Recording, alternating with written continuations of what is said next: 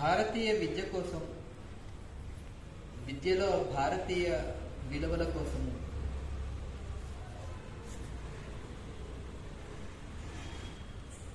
జీవన పర్యంతము ఋషితుల్య జీవితము గడిపినటువంటి మా నాన్నగారు స్వర్గీయ ఆచార్య విద్యురాల విశ్వేశ్వర గారిని స్మరిస్తూ సభాయ నమః. కొన్ని కలయికలు మధ్యన దూరం దశాబ్దాలైనా అవి తాజాగానే ఉంటాయి.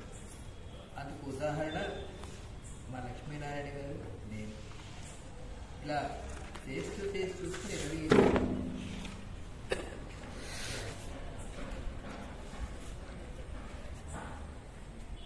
విశ్వం యొక్క కదలికలో కొన్ని సంఘటనలు చాలా మనోహరంగా ఉంటాయి. సప్తర్షి మండలంలో ఒక కాంతి పుంజము ధ్యాన ముద్రలో ఉంటే ఒక పసి బాలుడు పాక్కుంటూ వెళ్ళి ఆ ధ్యాన ముద్రలో ఉన్న కాంతి పుంజాన్ని ఇలా తాకి నా దగ్గరికి రావా, నా దగ్గరికి రావా, నా దగ్గరికి రావా అని పిలుస్తుంది. సరే, యుగాలు గడిచిపోతాయి.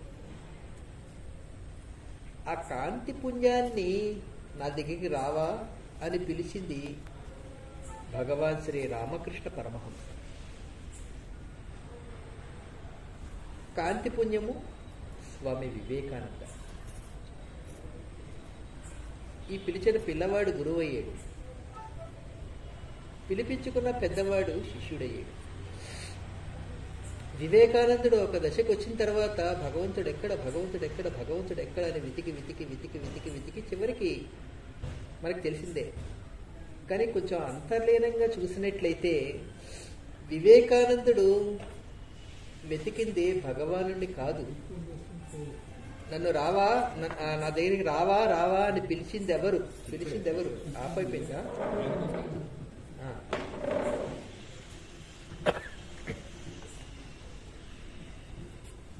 నా దగ్గరికి రావా, నా దగ్గరికి రావా అని పిలిచింది ఎవరు ఎవరు ఎవరు అని అన్వేషిస్తూ రామకృష్ణ పరమహంస దగ్గరికి చేరడంతో వివేకానందుని యొక్క అన్వేషణ పరిపూర్ణమైంది.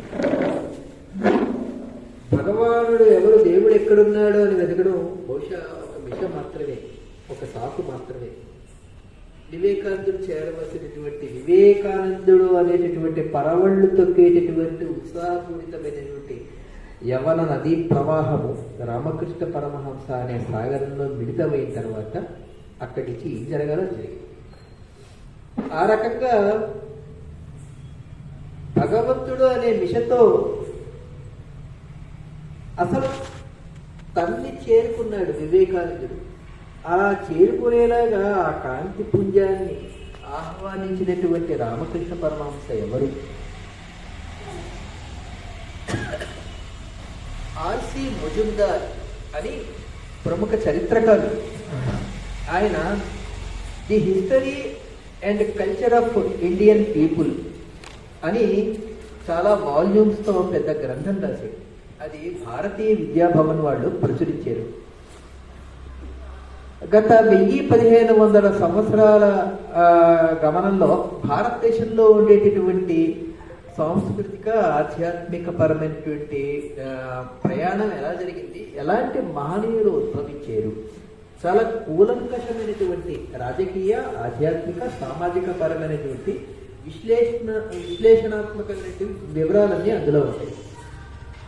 అందులో గత 1000-1500 సంవత్సరాల భారతదేశ జీవన గమనంలో చూసినట్లయితే రామకృష్ణ పరమహంస వంటి మహనీయుడు సరిదూగలిగేవారు ఎవరు లేరు అని చెప్తూ ఒక అధ్యాయం రామకృష్ణ పరమహంస గురించి వారు చెప్పారన్నమాట.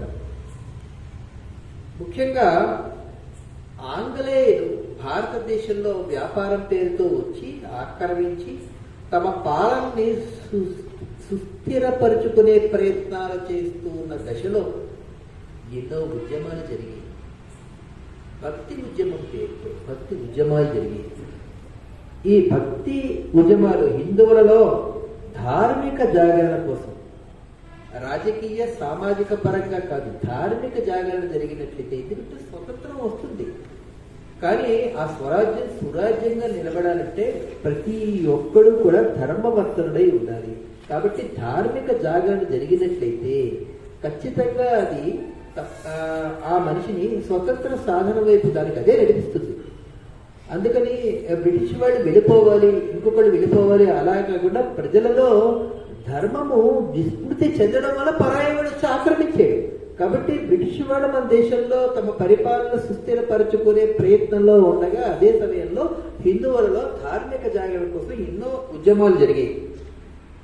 ఇక్కడ దైవము అన్నప్పుడు అలాంటి ఉద్యమాలు జరుగుతూ ఉన్నప్పుడు ఒక ధర్మ ప్రచారకుడు, ఆయన పేరు కృష్ణ ప్రసన్న సేన్, ఆయన పాశ్చాత్యుల యొక్క దైవము యొక్క భావనకి భారతీయుల యొక్క దైవము యొక్క భావనకి చాలా అందంగా రెండు పదాలతో చెప్పారు. పాశ్చాత్యులు దేవుణ్ణి ఏమంటారు? God, GOD God.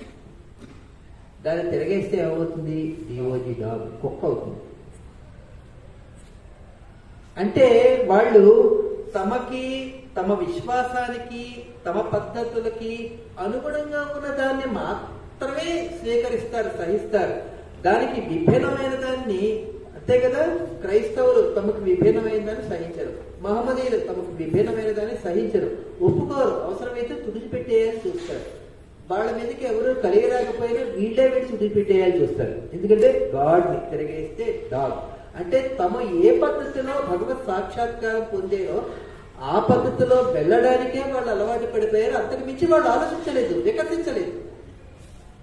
కానీ భారతదేశంలో నందనందన, సంస్కృతంలో నందనందన అనేది నా పక్కన సున్నా చుట్టూ నా, ఆ తర్వాత నా సగమిచ్చి దావత్తిస్తాము, మళ్ళీ నా రాసి దావత్తిచ్చి నా, నందనందన, ఈ చివరి నుంచి చదివినా ఆ చివరి నుంచి చదివినా నందనందన అని వస్తుంది. అంటే మనము ఏ రకమైన పద్ధతిలో వెళ్ళినప్పటికీ కూడా భగవత్ సాక్షాత్కారం కలుగుతుంది అనేటటువంటి ఒక తపశుద్ధి పొందినటువంటి ఋషి ఆవిష్కరణ ఈ దేశంలో ఎప్పుడూ జరిగింది. దైవం పట్ల పాశ్చాత్యుల చింతనకి భారతీయ చింతనకి ఉన్నటువంటి వ్యత్యాసం ఇది. ఎవరు ఏ రీతిలో ఆరాధించినప్పటికీ, నమస్కరించినప్పటికీ ఆకాశాత్ సతితంతోయం యథా గచ్చతి సాగరం ఇది సర్వదేవ నమస్కారం కేశవం ప్రతిగచ్చింది. ఆకాశము నుంచి వర్ష రూపములో కురిసిన నీరు కొండల నుంచి జారువారి అనేక నదులుగా ప్రయాణం చేసి చివరికి ఈ విధంగా అయితే సముద్రంలో కలుస్తాయో అలాగే సర్వదేవ నమస్కారం, ఎవరు ఏ దేవుడికి నమస్కరించినా చివరికి ఆ కేశవుడికే చేరుతుంది. ఇది మన విశాల భావన. కాబట్టి పద్ధతికి మనం ప్రాధాన్యత ఇవ్వలేదు, చివరికి కలిగేటువంటి సాక్షాత్కారానికి. అటువంటి పరంపరలో వచ్చినటువంటి శ్రేష్ఠ గురువు రామకృష్ణ పరమహంస. ఈయన పశ్చిమ బెంగాల్లో హుగ్లీ అనే జిల్లాలో కామార్పకూర్ అనేటువంటి చిన్న గ్రామంలో పుట్టారు. ఈయన అసలు పేరు గదాధర్ చటోపాధ్యాయ. ఈయన 1836 ఫిబ్రవరి 18 తేదీల ప్రకారం అయితే ఫిబ్రవరి 18 తిథుల ప్రకారం అయితే ఈరోజు శ్రీ రామకృష్ణ పరమహంస జయంతి. ఆయన బాల్యము, ప్రాథమిక విద్య స్వగ్రామంలోనే కామార్పకూర్లోనే జరిగింది. బడిలో ఉండేటటువంటి ఈ లౌకిక విద్యల మీద కన్నా ఆధ్యాత్మిక చింతన పట్ల, భజనల పట్ల, దైవ ధ్యానం పట్ల, సంకీర్తన పట్లే ఈ గదాధర్కి ఎక్కువగా మక్కువగా ఉండేది. ఆ రోజుల్లోని సాధువులు, సన్యాసులు ఊరూరా వెళ్తూ ధర్మ ప్రచారము, నామ సంకీర్తన చేసేవారు. అది ఎక్కువగా ఆయన ఆకట్టుకునేది. ఒకసారి వాళ్ళతో వెళ్ళిపోయేవాడు, పొద్దు నుంచి సాయంత్రం గంటల కొద్దీ వాళ్ళతోనే ఉండేవాడు ఈ గదాధర్ అనే ఆయన. మన సౌకర్యం కోసం రామకృష్ణ పరమహంస అని చెప్తూ వెళ్తారు. ఈయన గంటల తరబడి ఒళ్ళు మర్చిపోయి వాళ్ళ భజన చేస్తూ, నాట్యం చేస్తూ గడిపేవాడు. 6 ఏళ్ల ప్రాయంలోనే ఆధ్యాత్మిక ఆనందంలో మునిగిపోయాడు. ఈయనకి 17 ఏళ్ల వయసు వచ్చిన తర్వాత కలకత్తా వెళ్ళేది. కలకత్తా వెళ్తే అక్కడ దక్షిణేశ్వరంలో రాణి రాస్మతీదేవి ఆవిడ కాళికాలయం నిర్మించింది. అక్కడ ఆయనకి పూజారిగా ఒక పదవి ఇచ్చారు, ఉద్యోగం ఇచ్చారు. ఆ కాళికాలయంలో ఈ గదాధరుడు పూజారిగా రోజు పూజలు చేస్తూ ఉన్నాడు. ఆ రోజు పూజలు చేస్తూ ఉండగా అంతకు ముందరే ఆయనకి ఒక ఆధ్యాత్మిక తన్మయత్వంలో లీనమైపోవడం, ఈ ప్రవాహంలో ఉండడం వలన ఆ కాళికాని విగ్రహానికి పూజలు చేస్తూ ఉండగా ఆయన అనిపించింది ఏంటంటే, ఇక్కడ ఉన్నది రాతి విగ్రహము కాదు, సాక్షాత్తు ఆ జగజ్జనని యొక్క భగవతత్వ స్వరూపమే. ఈ భగవతత్వ స్వరూపాన్నే నేను రోజు ఆరాధిస్తున్నాను. పొద్దున్న లేచిన దగ్గర నుంచి రకరకాల సమర్పణల ద్వారా, రకరకాల ఉపచారాల ద్వారా అమ్మవారినే నా ఎదురుకుండా ఆరాధిస్తున్నాను, సేవిస్తున్నాను. ఇంకొంతకాలం గడిచిన తర్వాత రామకృష్ణ పరమహంసకి అనిపించింది ఏంటంటే, ఆయన దృష్టి, ఆయనకి మంత్రం చదవడం వచ్చు, షోడశోపచారాలు చేయడం వచ్చు. అసలు నా ఎదుర్కొంటా ఉన్నది అమ్మవారు కదా, వీడికి ఏదేదో మంత్రాలతో లేకపోతే మరొక పద్ధతులతో పూజ చేసుకుంటూ యాంత్రికంగా వెళ్ళిపోవడం ఏంటి? దాని నుంచి ఆయన బయటకు వచ్చేసి మానసికంగా అమ్మవారితో సంభాషించడం మొదలెట్టేది. ఆమె కోసం ఏడ్చేడు, రోధించేడు. ఆ ఏడవడంలో, రోధించడంలో ఆ అమ్మవారు ఆయనకి సాక్షాత్కరించింది. అమ్మవారితోనే ఆయన గంటల తరబడి సంభాషణ చేసేవాడు. నవవిధ భక్తులు అని ఉన్నాయి. భక్తి 9 రకాలు. ఒకటి దాస్యం. ఉదాహరణ ఆంజనేయుడు. ఆంజనేయుడు రామదూత, ఎక్కడ సముద్రలంకన వరకే. కానీ ఆంజనేయుడు రామ బంటు. బంటు ఎప్పుడు దాస్యం చేస్తాడు. ఆంజనేయుడు భక్తుడు. మరొకటి స్నేహము కూడా ఉంది, భక్తి. కృష్ణుడికి ఉత్తమ స్నేహితుడు ఎవరో అర్జునుడు. మన స్నేహితులతోనే అన్ని చెప్పుకుంటాం కదా, కాబట్టే స్నేహితుడైన అర్జునుడికి మాత్రమే కృష్ణుడు భగవద్గీత చెప్పాడు. అంతా చెప్పి స్నేహితుడు నేను చెప్పాలని చెప్పి ఇష్టం ఉంటాయి కదా, అలాగే చివరిలో యథేచ్ఛసి తథాకు అన్నాడు.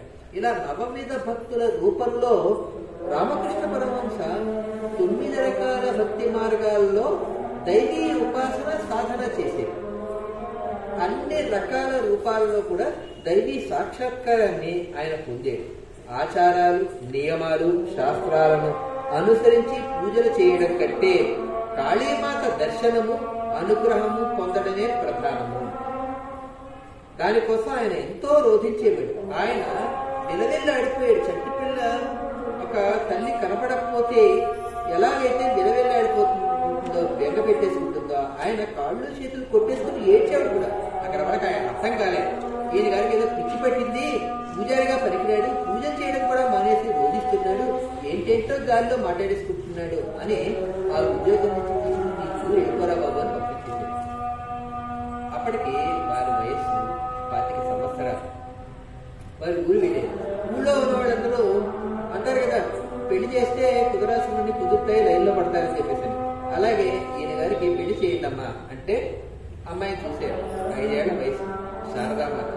మనం శిరీష రాస్తాం, శారదామాత కాదు, శారదా సరస్వతీదేవి పేరు. ఇంకొకటి కూడా సీతతో రాయాలి, శారద అంటే సారమునిచ్చుడు, సకల సారమునిచ్చుడు. సరస్వతీదేవికి శారద శిరీషతో ఒక పేరు ఉంది, శారద. ఈ అమ్మవారి పేరు శారదామాత, సారమునిచ్చుడు, సకల విద్యా సారమునిత్య సరస్వతీదేవి పేరు. సరే, వివాహం నిశ్చయమైంది. ముందర పెళ్లి కూతురు చూడడానికి వెళ్ళాలి కదా, ఊరేగింపుగా వెళ్ళేది. ఈ కామార్పకూరు నుంచి ఈ గదాధరి తల్లిదండ్రులు, అప్పటికింకా రామకృష్ణ పరమహంస పేరు రాలేదు, గదాధరుడు తల్లిదండ్రులు, రామకృష్ణ పరమహంస చుట్టూ. సో పెళ్లి కొడుకు కదా, ఈయన నడుస్తున్నాడు. మంచి పట్టుబట్ట ఆచార్యంగా అటొకటి ఇటొకటి, ముందరిద్దరు వెనకరిద్దరు తీసుకెళ్తున్నారు. రామకృష్ణ పరమహంస మంచి పచ్చ కట్టుకున్నాడు, దౌతి వేసుకున్నాడు, పైన దర్జాగా కోటి వేసుకున్నాడు. రామకృష్ణ పరమహంస తల్లి ఒక వెండి నాణ్యం రామకృష్ణ పరమహంసకి ఇచ్చింది. అంటే ఒక దర్జా, దాంట్లో కావాలంటే వెండి నాణ్యం ఇచ్చి ఎవరైనా కొనుక్కోవచ్చు ఒక లగ్జరీ. పెళ్లి కొడుకు ఆర్భాటం అనమాట. సరే, పిల్లలు కేరింతలు కొడుతున్నారు. ఆయన జేబులో వెండి నాణ్యం ఉంది, నడుచుకుంటున్నాడు. వెళ్ళారు. పెళ్లి కూతురు ఇంటికి చేరారు. ఇంటికి చేరిన వాళ్ళకి మధ్యాహ్నం భోజనం కార్యక్రమం, కూర్చోడానికి కాళ్ళు కట్టుకోవడానికి ఇచ్చారు. వరుసలో భోజన కార్యక్రమం జరుగుతుంది. అందరూ కూర్చున్నారు. రామకృష్ణ పరమహంస కూడా కూర్చున్నారు. అయిపోయిన తర్వాత ఏంటంటే వారి పద్ధతి ప్రకారం పెళ్లి కూతురు వచ్చి పాయాసం పెళ్లి కొడుకు విస్తట్లో ఉంది. అప్పుడు పెళ్లి కూతురు రామకృష్ణవరం చేరాలని చెప్పినాడు. పరవాన్నం వడ్డిస్తే అప్పుడు రామకృష్ణ పరమహంస తలపైకి చూసి ఆ మొహంలో చూసి, అమ్మా, నా పూర్వరుషులు చెప్పినటువంటి తపస్సు ద్వారా దర్శించి చెప్పినటువంటి విషయం నిజమేనమ్మా. ఓ జగజ్జనని, ఎంత అందంగా ఉన్నావమ్మా అని జేబులో వాళ్ళు అమ్మించిన వెండి నాణ్యం తీసి ఆమె పాదాల దగ్గర పెట్టి నమస్కరిస్తాడు. అది భారతీయ సంస్కృతి, అది రామకృష్ణ పరమహంస యొక్క ఔన్నతి. తర్వాత అమ్మాయితో వివాహం అవుతుంది. చిన్నపిల్ల కదా, కొంచెం పెద్ద అయ్యాక పుట్టిస్తాను ఆయన అంటుంది. ఈ లోపల మళ్ళీ రామకృష్ణ పరమహంస కలకత్తా వెళ్తాడు. శారదామాతకి 17 ఏళ్ల వయసు వచ్చిన తర్వాత భర్త దగ్గరికి పంపించే ఏర్పాట్లు జరుగుతాయి. యువతి భర్తను చేరుతున్నాను అనే ఒక ఆనందం ఉంటుంది. కానీ అందరూ మాట్లాడుకుంటుంటారు, పోతే నీ మొగుడు పిచ్చిపట్టే ఏదో లోకల్లో ఉంటాటే, ఏదేదో గట్టిగా అరుస్తూ ఉంటాటే భయం వేస్తుంది కదా. అమ్మో, వీళ్ళందరూ అన్నట్టు పిచ్చిపడేనేమో, నేను అతను కొడతాడేమో, నన్ను ఎక్కిస్తాడేమో, రాత్రి అరుస్తూ ఉంటాడేమో. కానీ భర్త వెళ్ళాలి కదా, అలాగే అందరూ పడదెక్కిస్తారు. ఆ అమ్మాయి ఒక్కటి నదీ తీరం దాటిని గంగానది అవతలొడ్డికి వెళ్తుంటే ఇంకా అంత దూరంలో ఒడ్డు ఉందనగానే గమనిస్తుంది. తను వస్తోందని అక్కడ ఎంతో ఆనందంతో రామకృష్ణ పరమహంస ఎదురు చూస్తూ ఉంటాడు. ఆవిడ పడవ తీరం చేరంగానే కాలు కిందన పెడుతుంది. రా రా రా అని చెప్పేసి చెయ్యి కొట్టుని అలా తీసుకెళ్ళిపోతాడు. ఏమిట్రా బాబు, ఈయనట్రా బాబు అని చెప్పేసాడు. తీసుకువెళ్ళిపోయి తన ఇంట్లోకి తీసుకెళ్ళిపోయి తన పూజా మండపంలో ఉన్న పీఠం మీద కూర్చోబెట్టి మొత్తం పూజలు చేస్తాడు. నువ్వు నా జగజ్జనని వచ్చేవు, నాకు నేను నిత్యము పూజ చేసి దర్శించినటువంటి ఆ కాళీమాత నువ్వు వేరు కాదు, నువ్వు ఆ జగజ్జనని, నా తల్లి వేరు. అప్పుడు శారదమ్మ తగ్గింది. అందరూ అన్నట్టు ఈయన పిచ్చివాడు కాదు, ఈయన మహానుభావుడు, మహర్షి అని. అప్పుడు నీకు ఏం కావాలో చెప్పు, నీకు కావాలంటే చేసి అంటే నాకు ఏమీ వద్దు, నాకు మోక్ష మార్గాన్ని ఇవ్వండి, సాధనలో పెట్టండి, నేను నీకేం కావాలంటే అవన్నీ చేసి పెడతాను. అంటే ఎలాగో వచ్చావు కదా, మరి వంట దానికి కావాలి కదా, అదో ఆ గదిలో నీకు ఏర్పాటుంది అని చెప్పేసి రామకృష్ణ పరమహంస ఆమె కావలసిన ఏర్పాటు చేశారు. ఆవిడ రోజు నైవేద్యాలకి ఈయనకి కావాల్సిన ఏర్పాటు చేయడం, ఇవన్నీ. ఇలాగా రామకృష్ణ పరమహంస 12 ఏళ్ల సాధనతో భగవత్ సాక్షాత్కారం, సత్య సాక్షాత్కారం ఆయన కలుగుతుంది. ఆయన ఏ రోజు కూడా పెద్ద పెద్ద ఉపన్యాసాలు ఇవ్వని, కానీ ఆయన గురించి ఆ నోట ఏ నోట తెలిసి ఎందరెందరో విద్యాసాగర్, ఈశ్వరచంద్ర విద్యాసాగర్ దగ్గర నుంచి ఎందరెందరో వారి దగ్గరికి వచ్చి వారితో సంభాషణలు ఎలాగ గట్టల తరబడి అలా వెళ్ళిపోయేవి. చిన్న చిన్న కథల ద్వారా ఆయన మాటల్లో ఆయన సాక్షాత్తు భగవంతుడినే దర్శించుడు, పండితోత్తముడు. కానీ ఆయన మాటల్లో అసలు పాండిత్యమే ఉండేది కాదు, చిన్న చిన్న సంభాషణ ద్వారా. అలాగా ఎంతో మంది ఆయనకి శిష్యులయ్యారు.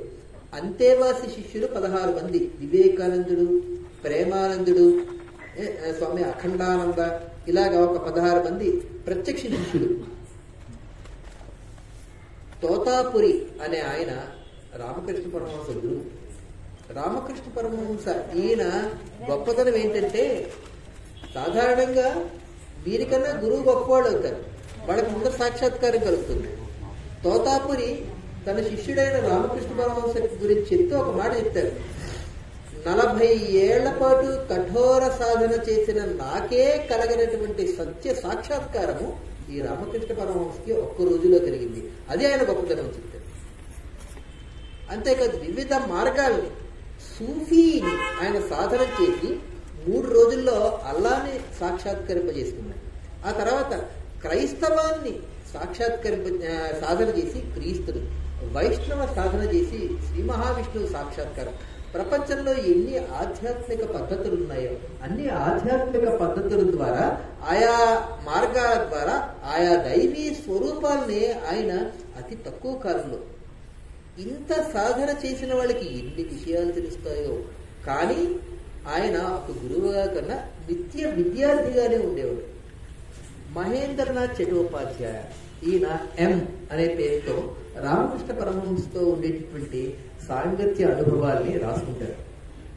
రాసుకునేటప్పుడు ఒక సందర్భంలో రామకృష్ణ పరమహంస ఇగో ఇన్ని రీతుల్లో నేను యోగ సాధన చేశాను, ఆధ్యాత్మిక సాధన చేశాను, ఈ పద్ధతిలో చేస్తే ఈ రకమైనటువంటి సాక్షాత్కారం కలుగుతుంది, ఈ పద్ధతిలో చేస్తే ఈ రకమైనటువంటి సాక్షాత్కారం కలుగుతుంది అని చెప్తూ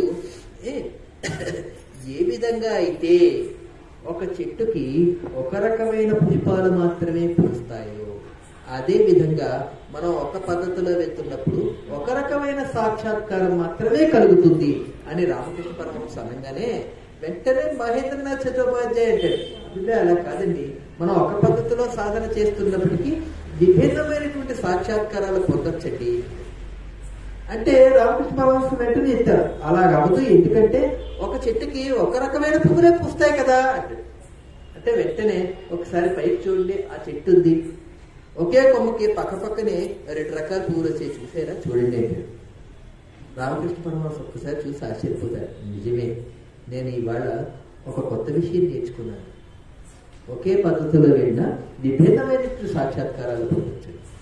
నేను గురువుని, నేను ఇంత సాధన చేశాను, దేవుడు చేశాను, నాకు చెప్తావా అని అనలేదు, నేను ఇవాళ కొత్త విషయం తెలుసుకున్నాను నీ ద్వారా అని ఎంతో వినమ్రంగా భూమి దగ్గర నుంచి గంగా జలము వరకు అన్నిటినీ ఆయన దైవతుల్యంగా చూసేది.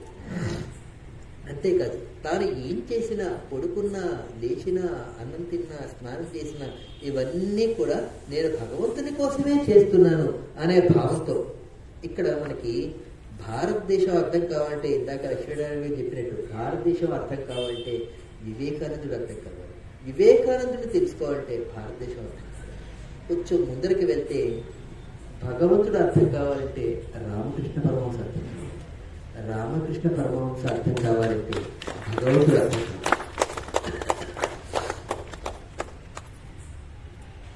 రామకృష్ణ పరమహంస ఈ ప్రపంచంలో జీవించాడు. లేచిన దగ్గర నుంచి ఏ పని చేసినా సాధారణంగా ఆధ్యాత్మికంగా ఉండేవాళ్ళు ఈ లోకంలో ఉంటారు, వాడు మాలోకం, ఇలా క్లాస్ తీసుకుని ఎక్కడ పడితే లేదు.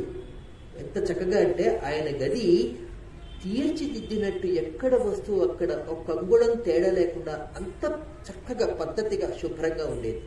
అంటే వ్యవహారికంగా చూస్తే ఈ ప్రపంచంలో ప్రతి మనిషితో ఆప్యాయంగా మాట్లాడేవాడు, భేషజాలు ఏం పోయేవి కాదు.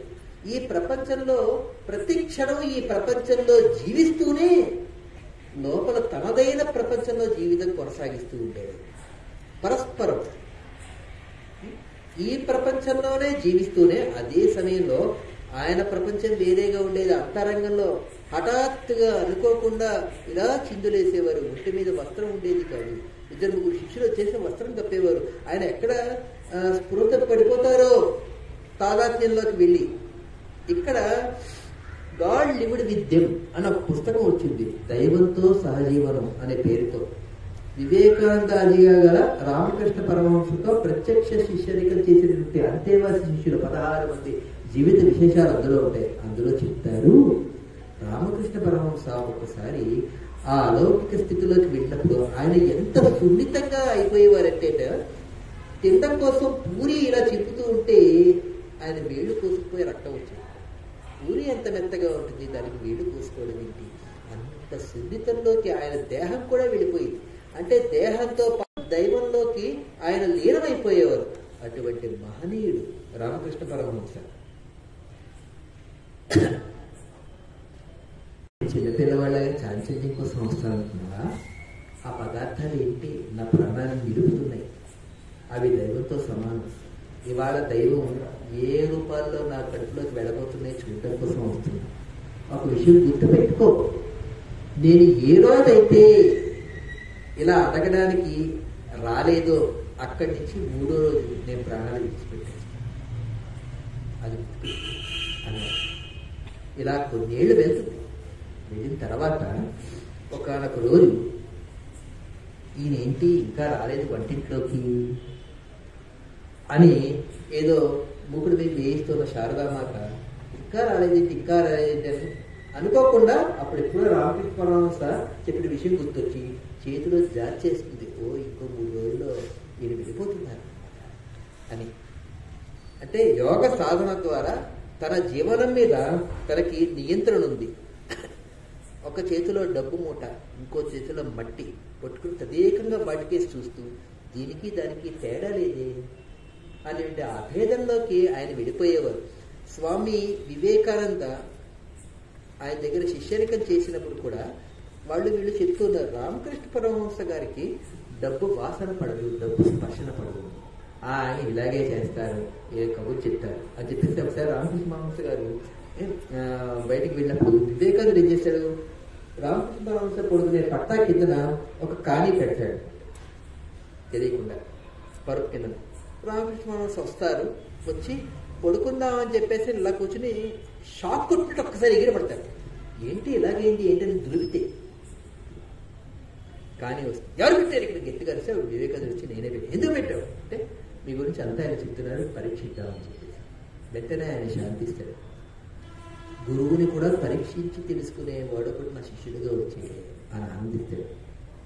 వివేకానందుడు దేవుడు ఎక్కడ దేవుడు ఎక్కడ దేవుడు ఎక్కడ, బాబు మీరు అల్లాని చూసారా చెప్పండి, నేను మమ్మీడిగా మాట్లాడు, నువ్వు క్రీస్తుని చూసావా చెప్పు, బుద్ధుడు చూసావా చెప్పు, అబ్బే నేను కావాలంటే చెప్తాను, చూపించలేదు.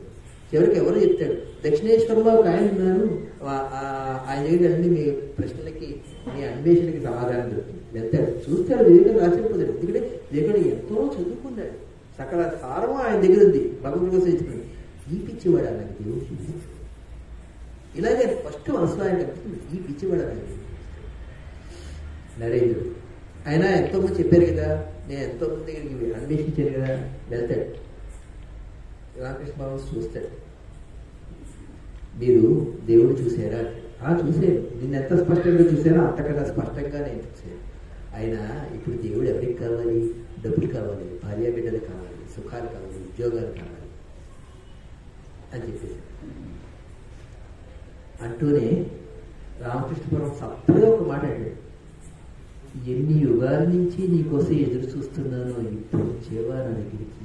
మరి అప్పుడు పిలుస్తాడు కదా పిల్లవాడు, ఇప్పుడు వచ్చేది. అలా అప్పుడప్పుడు వస్తూ ఉండేవాడు. వివేకానందుడికి అలవాటు పడలేదు ఇంకా నరేంద్రుడు, కానీ ఎప్పుడైనా నెలకు ఒకసారో 2 నెలలకు ఒకసారో వెళ్ళేవాడు. వచ్చినప్పుడల్లా ఏంటి ఇన్ని రోజులైంది ఏంటి నువ్వు వచ్చి, ఇన్ని రోజులైంది ఏంటి.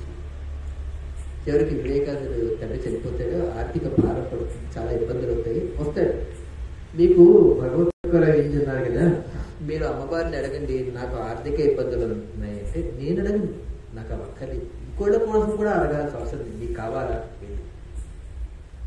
రాత్రంతా కూర్చొని జపం చెయ్యి, నీకు మాత ప్రత్యేక నీకు ఏం కావాలో వివేకానందుడు వెళ్తాడు, రాత్రితో జపం చేస్తాడు. తెల్లారే గడియలో కాళీమాత ప్రత్యక్షం అవుతుంది, ఏం కావాలి నాయన అంటుంది. అంటే అమ్మ, నా మనస్సు నా బుద్ధి సర్వస్వము నీ మీదే నిరంతరం లగ్నమయ్యేటట్టు ఆశీర్వదించమ్మా. అలాగే వస్తాడు, నీకు కావాల్సింది అడిగేవా అంటాడు రామకృష్ణ పరమహంస. అదే లేదు, నాకు మరొక అవకాశం ఉంది. సరే ఇవాళ రాత్రి కూడా ధ్యానం చేయి, కాళీమాత కనిపిస్తుంది, నీకు కావాల్సింది. ఆ రోజు రాత్రి కూడా రాత్రంతా ధ్యానం చేస్తాడు, కాళీమాత ప్రత్యక్షం అవుతుంది, ఏం కావాలి ఆయన. వెంటనే వివేకానందుడు, తండ్రి నా మనస్సు బుద్ధి ఆత్మ ఎప్పుడు నీ మీదనే లగ్నం అయ్యేటట్టు ఆశీర్వదించమ్మా. మళ్ళీ వస్తాడు, నీకు కావాల్సింది అడిగావా అంటాడు, దానికి ఖర్చుకుంటాడు. లేదు స్వామి ఇవాళ కూడా నాకు మరొక అవకాశం ఉంది. ఆ 3వ రోజు కూడా అవకాశం ఇస్తాడు. రాత్రంతా అయ్యాక తెల్లారగట్ట ధ్యానం చేసి కాళీమాత ప్రత్యక్షం, నీకేం కావాలంటే నా మనస్సు బుద్ధి ఆత్మ అనుక్షణము నీ మీదనే లగ్నమయ్యేటట్టు వరం ఇవ్వమంటాడు. అలాగేనన్నా. అప్పుడు తిరిగి వస్తుంటే అప్పుడు వివేకానందకి ఇది నేను కోరుకోవడం కాదు, ఒక గురువుగా రామకృష్ణ పరమహంస చేసిన మాయ, నన్ను ఈ దోవలో పెట్టారు వెళ్ళి. అప్పుడు ఆయనకి సాష్టాంగ నమస్కారం చేసి శరణాగతుడై శాశ్వతంగా ఆయన శిష్యరికంలో వివేకానందుడు ఉంటాడనమాట. భార్య శారదాదేవిని కాళీ మాతగా ఆరాధించాడు. భగవంతుని దర్శించుకునేటువంటి గొప్ప సాధువు శ్రీ రామకృష్ణ పరమహంస. ఆయన పేరు ఎన్నో దిశల వ్యాపించింది. ఆయన మాటల్లో చాలా సరళంగా ఉండేది, చిన్న చిన్న పదాలతో, చిన్న చిన్న కథలతో. ఆయన చెప్పిన కథ మా పాప కూడా చిన్నప్పుడు చెప్పారు. 2వ క్లాసులో, నాకు 2వ క్లాసులో మాట చెప్పింది. గౌరీ అని ఒక పాఠశాలలో చదువుతూ ఉంటుంది. ఆ పాఠశాలలో హెడ్ మాస్టర్ గారి అబ్బాయి పుట్టినరోజు వస్తుంది. అందరూ కూడా మాస్టర్ గారి అబ్బాయి పుట్టినరోజు కదా, ఆ రోజున రకరకాల బహుమతులు తీసుకెళ్దాం అని చెప్పేసి గౌరీ వాళ్ళ అమ్మని అడుగుతుంది. అమ్మ, అందరూ బహుమానాలు తీసుకెళ్తున్నారు, మరి నేనేం తీసుకెళ్ళాలమ్మా అంటే, మన దగ్గర ఏముందమ్మా, నాన్న లేడు, నేను నువ్వే పేదవాడు, వచ్చి నీకు అన్నయ్య ఉన్నాడు, ఆ అన్నయ్యని అడుగు, మంచి బహుమతి ఇస్తే ఈ మాస్టర్ గారు అబ్బాయికి తీసుకెళ్ళవచ్చు. ఎవరమ్మా అన్నయ్య అంటే, ఇంకెవరు, కృష్ణుడే మీ అన్నయ్య అని చెప్పేసి అడవులోకి వెళ్తుంది. బిగ్గరగా ఏడుస్తుంది, అన్నయ్య రా, అన్నయ్య రా, అన్నయ్య అంటే అప్పుడు కృష్ణుడు ప్రత్యక్షం వచ్చాడు. ఏం కావాలమ్మా చెల్లాయి అంటే, మా మాస్టర్ గారు అబ్బాయి పుట్టినరోజు అందరూ మంచి బహుమానాలు తీసుకెళ్తున్నారు, మరి నేను కూడా తీసుకెళ్తాను ఇవ్వ అంటే, అప్పుడు కృష్ణుడు ఒక గ్లాస్తో పాలిస్తాడు. ఇవి తీసుకెళ్ళి బహుమానంగా అంటే తీసుకువెళ్తుంది. అందరూ పెద్ద పెద్ద బొమ్మలు అన్నీ బహుమానంగా తీసుకెళ్తారు. ఈ అమ్మాయి ఇలా గ్లాస్తో పాలు తీసుకుంది. ఏంటి అని మాస్టర్ చూస్తాడు. అంటే మీ అబ్బాయి పుట్టినరోజుకి బహుమానంగా గ్లాస్తో పాలు తెచ్చాడు, ఇదో గిఫ్ట్ అన్నాడు. మొహం పెడతాడు. సరే వంటిట్లా వంట పడ్డాడు. రే, ఈ గ్లాస్ తీసుకెళ్ళి ఆ పాలు ఆ గిన్నెలో పోయిరా అంటే తీసుకువెళ్తాడు. ఆ వంటవాడు వెళ్తాడు, గ్లాసులో పాలు అమ్మాయికి ఇలా తీసి వంటింట్లోకి వెళ్తాడు. గిన్నెలో ఇలా పాలు పోస్తాడు. తిప్పంగానే మళ్ళీ గ్లాసులో ఇలా పాలు నింపుతాడు. పోస్తాడు, తిప్పంగానే గ్లాసులో మళ్ళీ పాలు నింపుతాడు.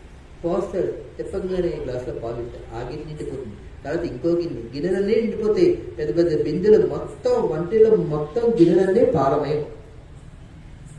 వీరికి ఇదేంట్రా భగవానికి ఆవరేసి ఆ హెడ్ మాస్టర్ దగ్గరికి వచ్చి, మాస్టర్ ఒక విచిత్రం ఏంటంటే, అలా అబ్బాయి గ్లాస్ ఇచ్చిందా, అది గ్లాసులో పాలు కాదు, అలా పోస్తున్న కొద్దీ పాలు వస్తున్నాయి.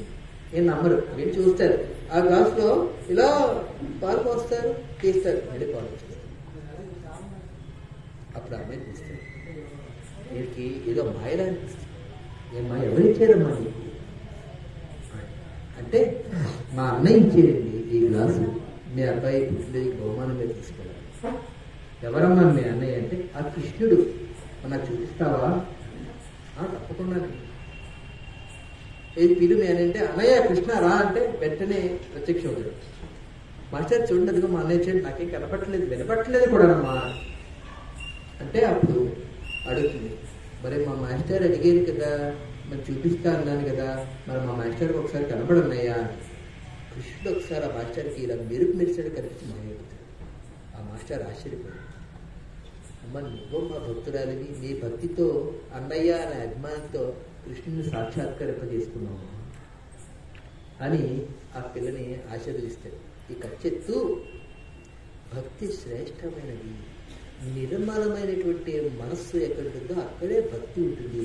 అటువంటి భక్తి నీ అన్నగా, నీ చెలికాడిగా, నీ తండ్రిగా, నీ గురువుగా, నీ సేవకుడిగా కూడా భగవంతుడు తీసుకొచ్చి నీ ముందు కట్టిపడేస్తుంది. ఆ భక్తిని అలవర్చుకోండి. ఈ శాస్త్రాలు రామకృష్ణ మహర్షి చాలా స్పష్టంగా చెప్తారు. ఈ వేదాలు ఇవన్నీ ఎంగినవి అంటారు. మనకు ఆశ్చర్యం వేస్తుంది, ఈయనట్రా ఇంత మంచిగా చెప్తారు. ఎందుకంటే వేదాలు అపౌరుషేయాలు, ఋషులు విన్నారు, వినది మనకి చెప్పారు, నోటి చూసిందంటే ఎంగిలే కదా. వీటన్నిటినీ దాటి సాక్షాత్ ఆ భగవంతుడిని నేరుగా చేస్తుంది. అటువంటి మహనీయుడు రామకృష్ణ పరమహంస 1886 ఆగస్టు 16వ తేదీ క్యాన్సర్తో చనిపోయారు. ఆయన ఒక్కొక్కరిని ఒక్కొక్క రకంగా పరీక్షిస్తారు. స్వామి వివేకానందని చనిపోవడానికి ముందర పిలుస్తారు. పిలిచి, నాయన, నా యొక్క తపశక్తితో, సాధనతో ఇన్నేళ్ల పాటు నేను సాధించుకుంటే మహత్తంతా ఏదైతే ఉందో అది నీకు ఇచ్చేస్తాను నాన్న. అదొక పరీక్ష. రామకృష్ణ పరమహంస అంటే సాక్షాత్తు దేవుడే. ఆయన తన మహిమలన్నీ ఇచ్చేస్తారంటే ఎవడైనా ఎగిరిగట్టు. కానీ వివేకానందుడు అడుగుతాడు, గురువర్య మీరు నాకు ఇస్తారనేటువంటి ఈ మహత్తులు మాయలు ఇవన్నీ ఉన్నాయి, మహిమలు ఉన్నాయి కదా, ఇవి అన్నార్తుల దీనుల పేదల దుఃఖాన్ని తొలగించడానికి ఉపయోగిస్తాయా? అదే ఉపయోగించడం ఆయన, మరి నాకు అక్కర్లేదు, అలాంటివి నాకు అక్కర్లేదు. వెంటనే రామకృష్ణ పరమహంస, నువ్వు నా పరీక్షలో నెగ్గావున్నాయి, నా శక్తులన్నీ నీవే, వెళ్ళు ఈ ప్రపంచాన్ని జయించు, భారతదేశం యొక్క ఆధ్యాత్మిక వాణిని ప్రపంచం వ్యాప్తం చేయి అని ఆచరించి తన యోగ సాధనతో తన మహిమలన్నీ కూడా వివేకానందుడు పరచేస్తాడు. ఆ రకంగా స్వామి రామకృష్ణ పరమహంస శిష్యునిగా 39 ఏళ్ల వయసులోనే, నిజానికి ఒక 6-7 ఏళ్ళు మాత్రమే ప్రపంచవ్యాప్తంగా పర్యటన చేసేది స్వామి వివేకానంద. భారతదేశం యొక్క, ఎందుకంటే ప్రపంచ చరిత్రనే గమనిస్తే వివేకానందుని ముందు వివేకానందుని తర్వాత ఇలాగా మనం ప్రపంచ చరిత్రని విభజించవచ్చు. అసలు భారతదేశానికి సంబంధించిన ఆలోచన వ్యక్తం చేయడానికి కావలసిన ఆశ కూడా భారతీయుల్లో లేనటువంటి సమయంలో స్వామి వివేకానంద తన వాణి వినిపిస్తూ సగటు భారతీయుల్లో ఆత్మస్థైర్యాన్ని మళ్ళీ జాగృతం చేస్తాడు. అలాంటి వివేకానందుడు ఏమంటాడంటే, ప్రాచీన హిందూ ధర్మశాస్త్రాలన్నింటినీ కూడా ఈ ఆధునిక విజ్ఞాన శాస్త్ర ప్రయోగశాలలో పరిశీలించండి, అక్కడ నిలబడలేదనుకోండి తీసుకెళ్లి తగలబెట్టేది. అంటే ఎంత నమ్మకం ఉంటే, ఎంత కాన్ఫిడెన్స్ ఉంటే ఆ మాట అనగలడు. ఇవాళ ప్రతి ఒక్కటి కూడా ఆధునిక విజ్ఞానిక ప్రయోగశాలలో నిరూపితమవుతుంది. భారతీయులు ప్రాచీనమైంది అని చెప్పుకునేది ఏదైతే ఉందో అది పక్కా సైంటిఫిక్, హిందుత్వం పక్కా సైంటిఫిక్ అని ప్రూవ్ అవుతుంది. ఇప్పుడు 150 సంవత్సరాల క్రితం వివేకానందుడు ఎంత ఆత్మస్థైర్యంతో కాన్ఫిడెన్స్తో ఒక మాట అన్నాడో ఆ మాట అక్షరశః ఇవాళ నిరూపితమవుతుంది.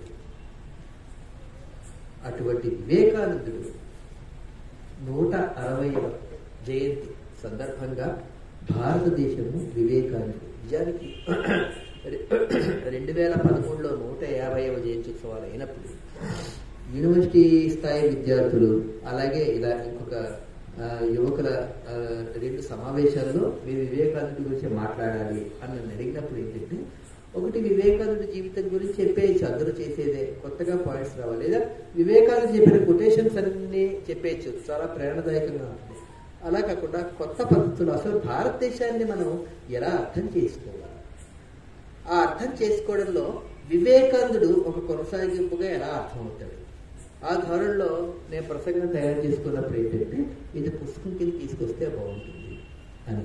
ఆ పుస్తకాన్ని మన వెంకటరత్న మేస్టర్ కొద్దిసేపట్లో ఆవిష్కరించబోతున్నారు. అయితే ఇక్కడ మరొక్క విషయం పనిలో పనిగా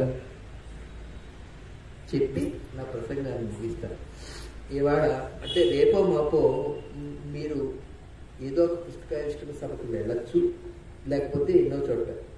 ఇవాళ పుస్తకావిష్కరణ అనేసరికి ఏంటంటే మంచి గిఫ్ట్ పేపర్ కడుతున్నారు, మెరుపుడు పేపర్, అది ప్లాస్టిక్, దాని వయసు ఎంత, కోసి కట్ చేసేయంగానే అది అలా పడేస్తాం, అది ఎడగలుగుతుంది, డస్ట్బిన్ వెళ్తుంది, డస్ట్బిన్ ఎడగలుగుతుంది. ప్లాస్టిక్ కాలుష్యం, పర్యావరణ కాలుష్యం.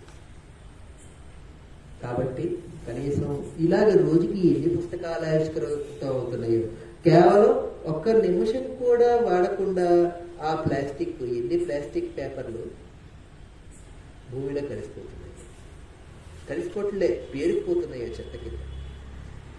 అందువల్ల నేను ఒక క్లాత్లో చుట్టి మనం అది కూడా అభ్యాసం చేయాలి.